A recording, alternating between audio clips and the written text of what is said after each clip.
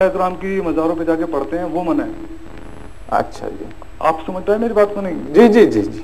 تو اس میں انہوں نے بھی جو بتایا وہ میں نے سنا کافی دھیان سے، ہو سکتا ہے میرے ذہن سے نکل گیا ہو جی، تو اس کے لیے وہ تھوڑا کلیئر ہو کے بتائیں۔ وہ کہہ رہے کہ اوتھینٹک نہیں ہے، جی ٹھیک ہے نا؟ وہ کیا ہے پھر؟ وہ اگر اوتھینٹک نہیں ہے تو کیسے کر کے بدعت ہے، شرک ہے، کیا ہے وہ؟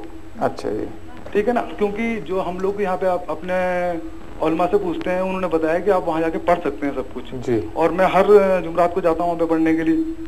اگر وہ غلط ہے تو آپ بتائیں، اور اگر غلط، اور یہ بتائیں کہ صحیح کیا چیز ہے، بہتر وہاں بہتر جانا چاہیے نہیں جانا چاہیے، جی، اور اگر جانا چاہیے تو ہمیں کس طرح سے وہاں پہ پیش آنا چاہیے۔ بہتر صاحب، ایک سیکنڈ اور جی جی ممی ہے لائن پہ، وہ بات کرنا چاہتی ہیں، جی۔ لے لیجیے۔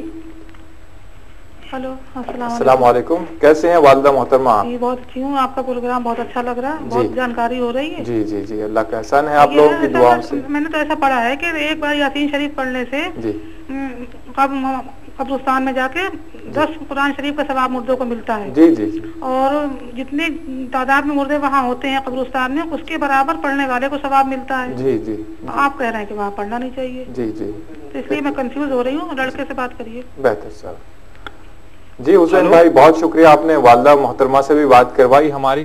آپ کے سوال کا جواب یقیناً ابھی دیا جائے گا۔ ناظرین، سوالات اور جوابات کا سلسلہ یقیناً جاری رہے گا، آپ کا ہمارا خوشگوار ساتھ یقیناً دوبارہ ہوگا۔ ملتے ہیں ایک چھوٹے سے بریک کے بعد۔ ناظرین، وقفے کے بعد اس پروگرام کے آخری سیگمنٹ میں آپ کا خیر مقدم ہے۔ ابھی تھوڑی دیر پہلے ہم نے حسین بھائی سے بات کی تھی دہرادون سے۔ ان کا جو سوال تھا قرآن یا یاسین شریف قبور پر پڑھنا، اور اولیاء اللہ صالحین کی قبور پر پڑھنا، اور عام آدمیوں کی قبور پر یا قبرستان میں پڑھنا کیسا ہے، کیا حکم ہے، قرآن اور احادیث کی کیا روشنی ہمیں ملتی ہے، یہ جانتے ہیں مدنی صاحب سے۔ وعلیکم السلام ورحمۃ اللہ وبرکاتہ۔ ابھی بھائی نے سوال کیا اور والدہ محترمہ نے بھی سوال کیا ہے، اور کہا کہ ہم تھوڑا کنفیوز ہو رہے ہیں۔ بہن، آپ کو کنفیوز ہونے کی بالکل قطعی ضرورت نہیں ہے۔ یہ علمی میدان ہے جہاں پر آپ دیکھتے ہیں کہ بعض اوقات بعض مسئلوں میں ایسا ہوتا ہے، آپ کسی ایک اسکالر سے بات سنتے ہیں، بعض اوقات کوئی دوسری بات سنتے ہیں، تو ایسے اوپر کنفیوز ہونے کی ضرورت نہیں ہے۔ اللہ سبحانہ و تعالیٰ نے ایک اصول دیا ہے، سورہ بقرہ سورہ نمبر 2 آیت نمبر 286 کے اندر، لا یکلف اللہ نفسا الا وسعہا۔ آپ حتی المقدور استطاعت لگا کر، محنت لگا کر شریعت سمجھنے کی کوشش کیجئے۔ اب اگر آپ کے استطاعت سے باہر ہو جائے تو اللہ سبحانہ وتعالیٰ آپ کو قیامت میں پوچھنے والا نہیں ہے، تو آپ گھبرائیے مت۔ جتنا آپ کو سمجھ میں آ رہا ہے اور محنت کیجئے، اس میں کوتاہی مت کیجئے، اور صحیح احادیث قرآن اور صحیح احادیث صحابہ اکرام کے طریقے کے مطابق سمجھنے کی کوشش کیجئے، ضرور اللہ سبحانہ وتعالیٰ آپ کو راہ دکھائے گا۔ اور جہاں تک آپ نے کہا کہ اگر اس کا ثبوت نہیں ہے کا مطلب کیا ہے، یعنی کہ نبی اکرم صلی اللہ علیہ وسلم اور صحابہ اکرام کے زمانے سے ثبوت ہونا ضروری ہے، عقیدے کے مسئلوں میں، عبادات کے مسئلوں میں ثبوت ہونا ضروری ہے۔ اگر ثبوت نہیں ہے تو ہم ایسا کوئی کام نہیں کر سکتے، نئی نماز نہیں لا سکتے، نیا روزہ نہیں لا سکتے، کوئی نیا طریقہ نہیں لا سکتے، حج کا کوئی نیا طریقہ ہم نہیں لا سکتے۔ اس وجہ سے ہمارے لیے ضروری ہے کہ ہم اتباع کریں، بس فالو کریں۔ ہم کو کریٹ کرنے کی ضرورت نہیں، کریٹ کرنا ہے تو دنیاوی معاملات میں کریٹ کیجئے، آپ سائنس اور ٹیکنالوجی کے اندر کریٹیوٹی لائیے، لیکن دین کے اندر الیوم اکملت لکم، دین کمپلیٹ ہو چکا ہے، اس کے اندر آپ کو کریٹیوٹی لانے کی ضرورت ہے، صرف اتباع کرنا، اتباع کر لو گے تو کامیاب ہو جاؤ گے۔ تو ثبوت نہیں ہے جب میں کہتا ہوں تو اس کا مطلب یہ ہے میں حکم لگانے سے گریز کرتا ہوں، یہ شرک ہے، بدعت ہے، حرام ہے، یہ سارے کے بجائے میں پبلک کو سمجھانا چاہتا ہوں کہ جو نبی اکرم صلی اللہ علیہ وسلم اور صحابہ اکرام کے زمانے میں نہ ہو، عقیدے اور عبادات، خالص عبادتوں کے معاملوں میں، تو ان سارے چیزوں کو جو بھی ثابت نہ ہو، ان سارے چیزوں کو اپنی زندگیوں سے نکال دیجئے۔ یہی یہی میری گزارش ہوتی ہے اور یہی میرا پرچار ہوتا ہے۔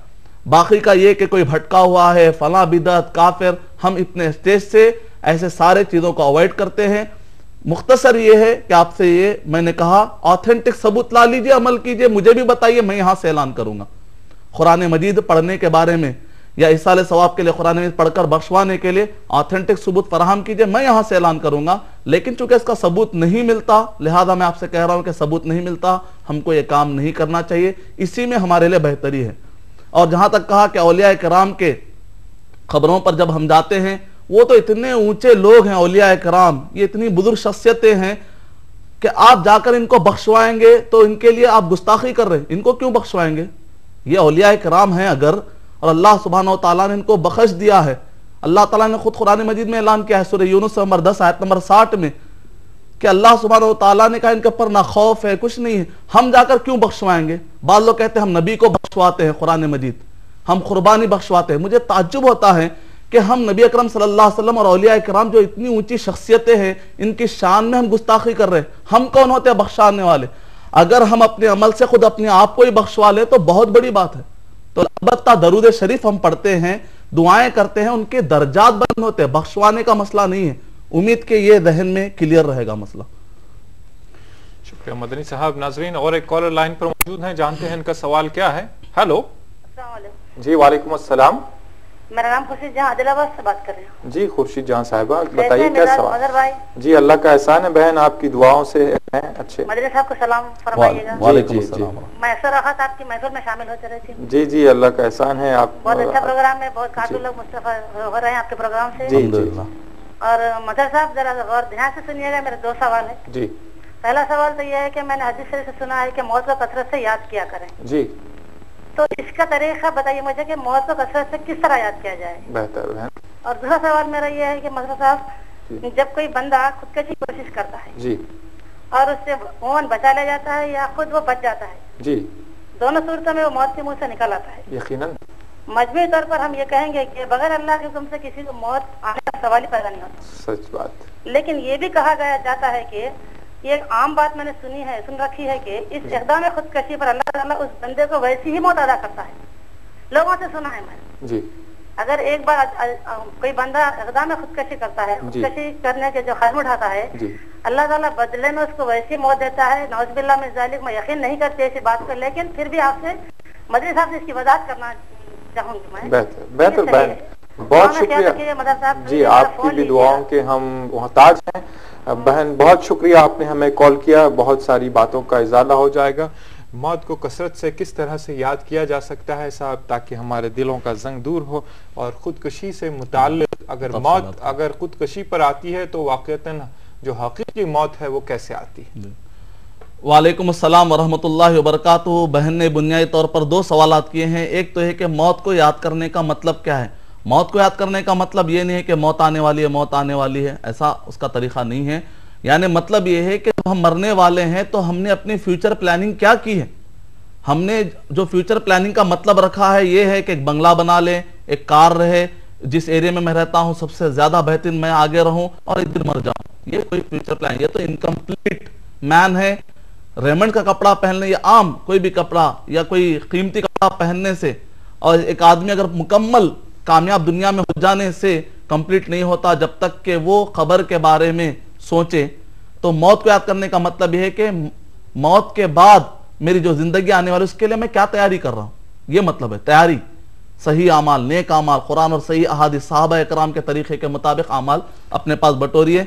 اور اس کے بعد آپ نے جو کہا اقدام خودکشی, جیسا کہ کہا کہ ایک آدمی خودکشی کرنے جاتا ہے یا تو خود پھر اس کے بعد واپس آ جاتا ہے یا لوگ بچا لیتے ہیں. تو ایسے وقت پر کیا ہے تقدیری اعتبار سے مسئلہ کیا ہے؟ اس کے تقدیر میں یہ لکھا ہوا ہے کہ وہ کوشش کرے گا, کوئی آ کر اس کو بچا بھی لے گا.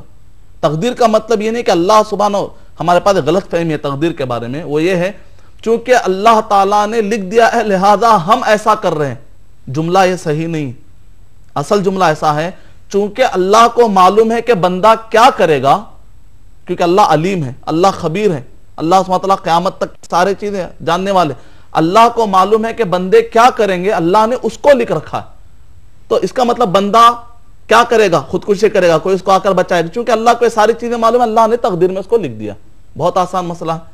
اور یہ کہ خودکشی کرنے والا بچ بھی جائے تو پھر دوبارہ کرے گا, سائیکالوجیکل پرابلم ہو سکتا ہے, ہیلتھ پرابلم ہو سکتا ہے, لیکن شرعی اعتبار سے ایسا عقیدہ بنانا جائز نہیں. ایک آدمی کو توبہ کی توفیق ہو سکتی ہے. بعض لوگ بگڑ جاتے ہیں, جب سدھرتے ہیں تو اتنا بہترین سدھر جاتے ہیں ماشاءاللہ سے کہ جو آلریڈی جو نیک لوگ ہوتے ہیں ان پہ ترس کھاتے ہیں ان کی نیکی کو دیکھ کر. تو ایسا کوئی مسئلہ بھی نہیں ہے. تو یہ اہم باتیں اپنے ذہن میں رکھ لیجیے. بہت شکریہ.